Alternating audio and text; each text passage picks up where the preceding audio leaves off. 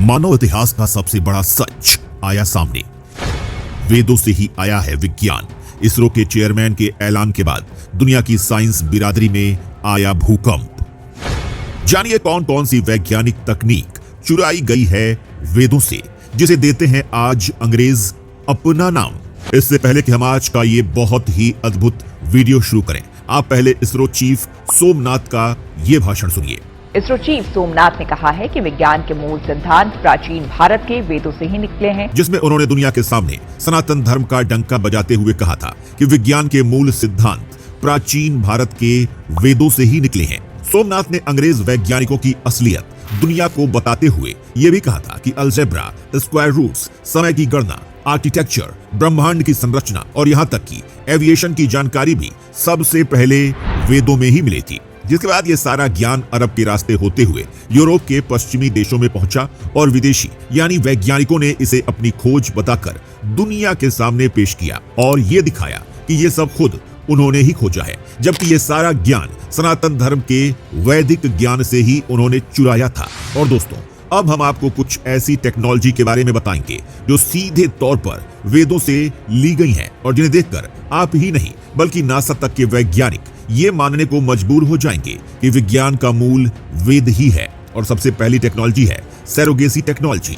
दोस्तों, जिन पति पत्नी को बच्चे नहीं होते उन्हें संतान का सुख दिलाने के लिए मेडिकल साइंस में एक टेक्नोलॉजी है जिसे सैरोगेसी पद्धति कहते हैं। सैरोगेसी शब्द लैटिन के सबरोगेट से आया है, जिसका अर्थ होता है अपने काम के लिए किसी दूसरे इंसान का इस्तेमाल करना। असल में सैरोगेसी पद्धति में माता पिता के शुक्राणु और अंडाणु को एक परख नली में निषेचित करके किसी दूसरी औरत के गर्भ में पहुंचा दिया जाता है। लेकिन ये तकनीक न सिर्फ हमारे वेदों में मौजूद है, बल्कि इससे कहीं ज्यादा आगे की आधुनिक तकनीक का सबूत भी हमारे वेदों में हजारों साल पहले से ही मौजूद है। ये बात तो आप अच्छे से जानते होंगे कि भगवान श्री कृष्ण के बड़े भाई बलराम जी थे और इनके जन्म को लेकर बताया जाता है कि जब देवकी गर्भवती हुई तो कंस से गर्भ की रक्षा के लिए रोहिणी ने देवकी के गर्भ से भ्रूण को निकालकर अपने गर्भ में पहुंचा दिया और देवकी और वासुदेव की 7वीं संतान का जन्म रोहिणी के गर्भ से हुआ, जो सीधे सीधे विज्ञान की सैरोगेसी का जीता जागता सबूत है। आज हवाई जहाज आधुनिक विज्ञान के सबसे बड़े चमत्कारों में से एक माने जाते हैं, लेकिन ये भी वेदों से ही चुराए गए हैं, क्योंकि जो विमान आधुनिक विज्ञान ने 100 साल पहले ही खोजे हैं वो वैदिक विज्ञान में हजारों साल से हैं। और रामायण में तो एक ऐसे विमान का जिक्र आया है जिसे चलाने के लिए न तो ईंधन की जरूरत थी और न ही इसका इंजन खराब हो सकता था, क्योंकि ये चालक के मन के अनुसार आसमान में उड़ता था, जिसका नाम था पुष्पक विमान, और जो रावण के पास था।